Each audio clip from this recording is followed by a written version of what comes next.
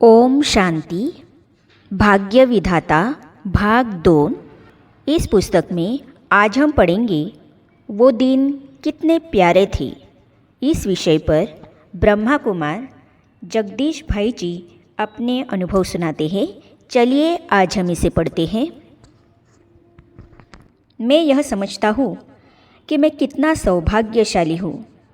कई दफ़ा गदगद हो जाता है मन, रात को नींद टूट जाती है।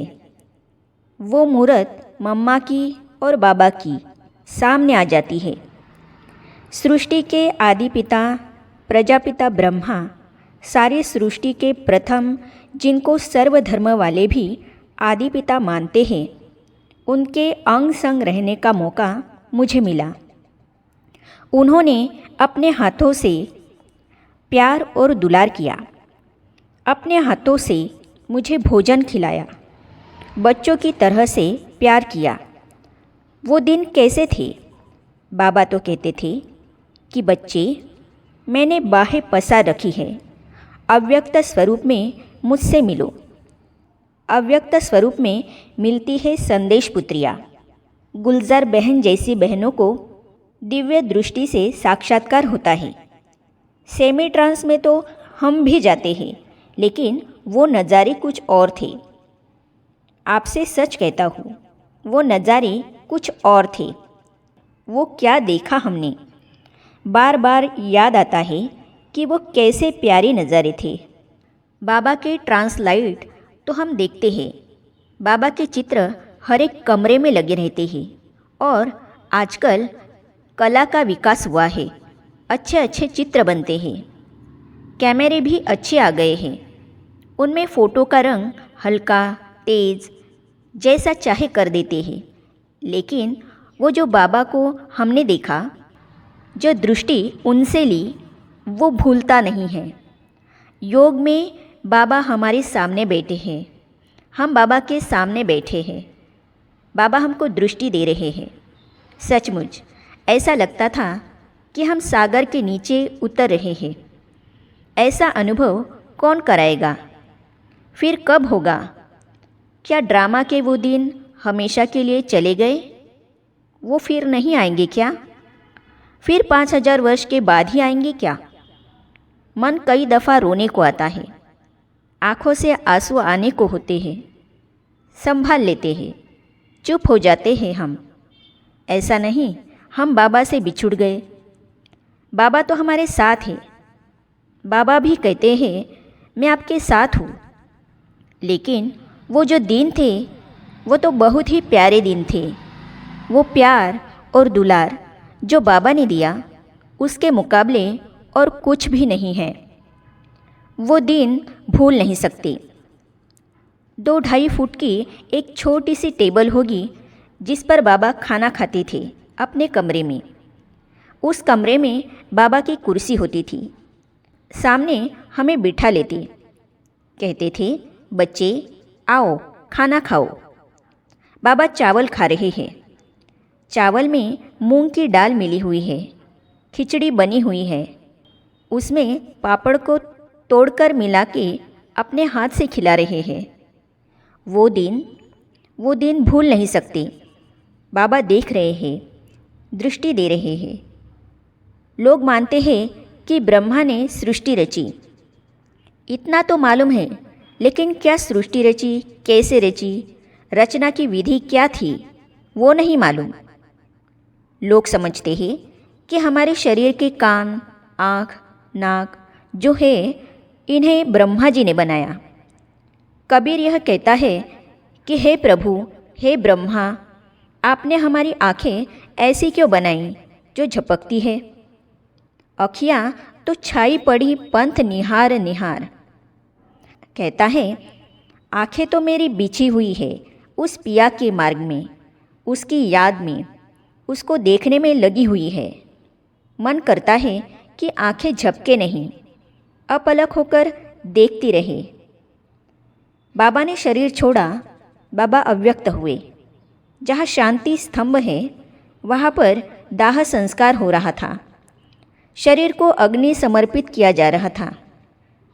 मैं खड़ा था। एक वो दिन था जब बाबा की गोद में जाता था। कम से कम 100-150 दफ़ा बाबा की गोद में गया हूँगा।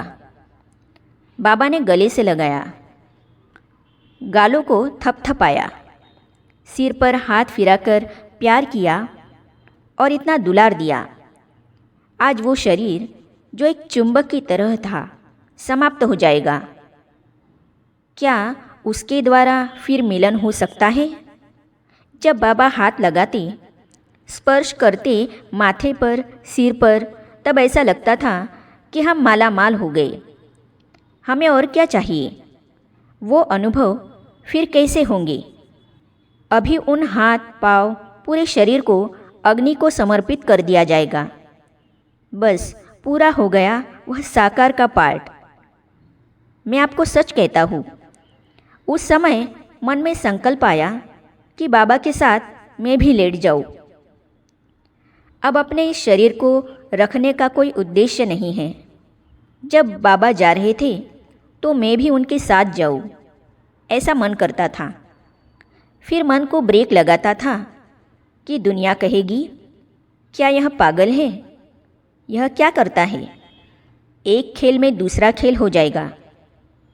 ये सारे दृश्य कैसे भूल जाएं? कुछ स्थितियों में यह भी अनुभव किया कि बाबा ने अपने साथ भी लिटा लिया अपनी शैया पर, अपने कमरे में जहाँ अब भी एक चारपाई है। उस चारपाई पर मैं उसको कभी जाकर चूम लेता हूँ। यह वो चारपाई है जहाँ पर बाबा लेटे रहते थे। मुझे भी साथ में लिटाया हुआ है। कुछ सुना रहे हैं, कुछ पूछ रहे हैं, दृष्टि दे रहे हैं, प्यार कर रहे हैं। ये सारे दृश्य कैसे भूल जाए? वो जो दिन थे, वो जो लोग थे, उनमें क्या बात थी? बाबा ने किसी को स्पर्श किया तो उसको ऐसा लगता था ये विकार हमेशा के लिए मेरे मन को छोड़ गए। इतनी शीतलता थी, जैसे कहते हैं ना, संत बड़े परमार्थी, शीतल जिनके अंग, औरों को शीतल कर दे दे अपना रंग। ओहो, मम्मा की गोद में हम जाते थे। कितने लोग अपना अनुभव सुनाते हैं। सिर्फ यह मेरा ही अनुभव नहीं है कि जब मम्मा की गोद में हम गए, हमें सुध-बुध नहीं रही। हम कहाँ थे उस समय?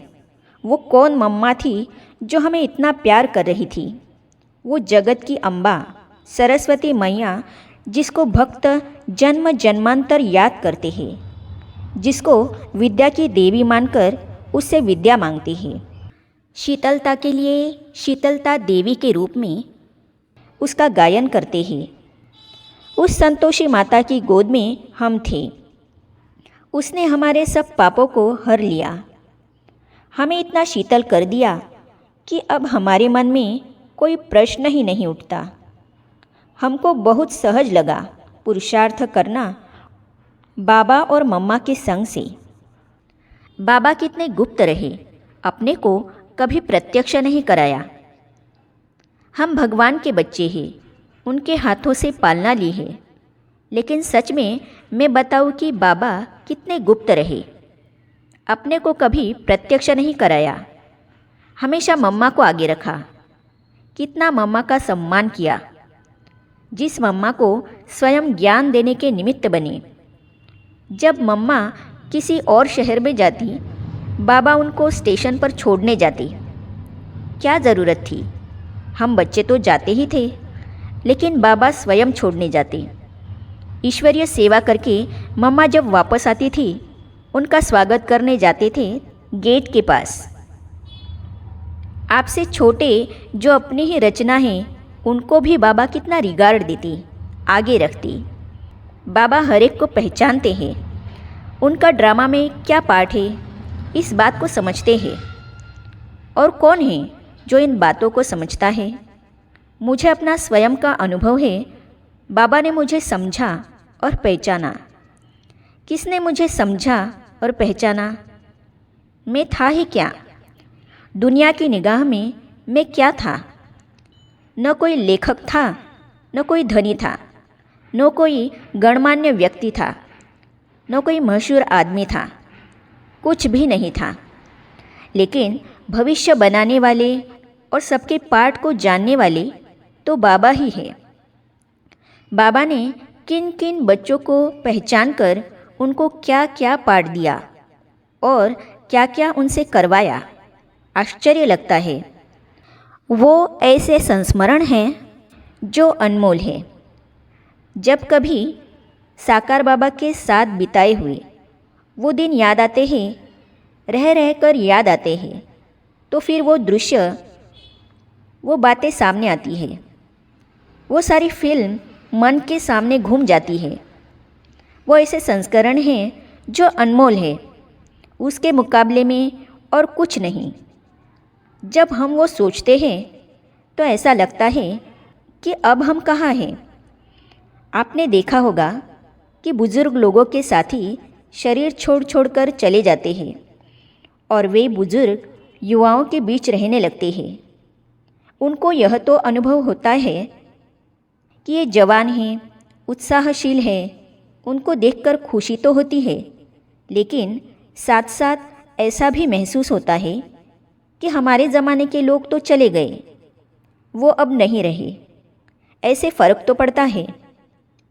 उन दिनों में पुराने लगभग वही भाई बहनें थे जो ओम मंडली में आए थे। परिवार के परिवार समर्पित हुए थे। अपने अनुभवों में ब्रह्मा कुमार जगदीश भाई जी आगे कहते हैं, अजीब रिश्ते नाते यज्ञ में एक सौभाग्य मुझे मिला उन सब से मिलने का। बाबा की जो लौकिक पत्नी थी, उनके साथ बैठ के हमने बाबा की सारी बातें सुनी। तो इसे हम पढ़ेंगे अगली कड़ी में। तो ये जानने और पढ़ने के लिए इस चैनल को सब्सक्राइब करने के साथ ही साइड में जो बेल आइकॉन है उसे भी क्लिक कीजिए, ताकि आने वाली सभी वीडियो और अब तक की सारी वीडियो आप तक पहुंचती रहेगी। ओम शांति। धरती पे शिव शक्तियाँ आ गई, धरती पे शिव शक्तियाँ आ गई।